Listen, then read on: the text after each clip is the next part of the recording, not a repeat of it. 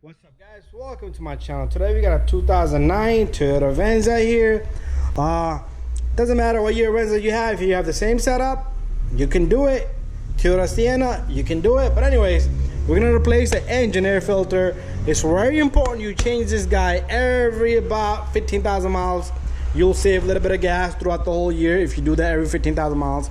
So the part number for this particular one is right there, and that's the brand. So inside here we have a small little filter. It'll look just like a triangle looking, the one we're gonna pull out. So pay attention to how you take this guy out. So we're gonna put it back the same way. So what you want to do is you want to flip this, you want to flip this, you want to flip this, and see if there's any more in the back. So there's none, but there are like a little hooks in the back right here. I'll show you once this thing is lifted up in the air. So you want to pay attention to these vacuum lines. You do not want to lose any vacuum line and then be in a position where, so all you want to do is you want to push back on this guy and this thing should lift up just like that.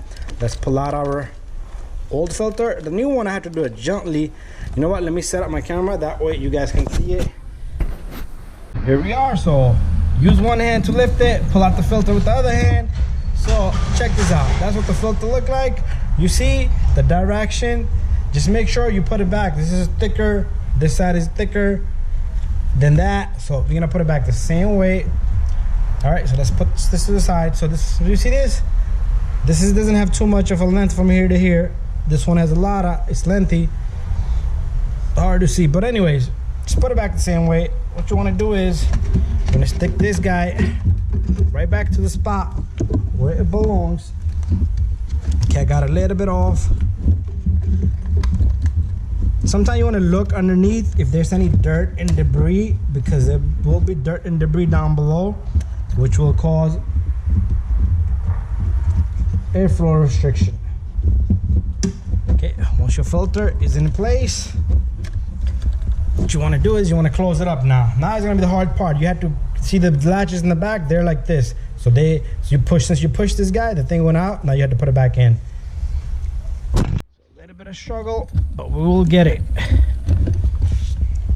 Okay, once everything is lined in the back, make sure the little hooks in the back right there, both of them are grabbed on. And what you want to do is we're gonna make sure everything sits properly, and we're gonna lock up this filter. Very simple.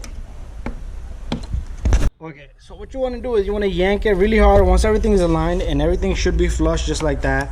And you grab these little clips, retainers, and that's it. Make sure you don't lose any vacuum lines. It's very important. These vacuum lines will come loose. Anyways, thank you for watching, guys. Remember, every 15,000 miles, that's what you want to do, every 15,000 miles. So there you go. That's where the filter is. That's the filter housing, and it's easy to change.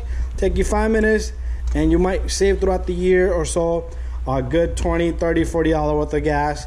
Anyways, see you guys on the next one.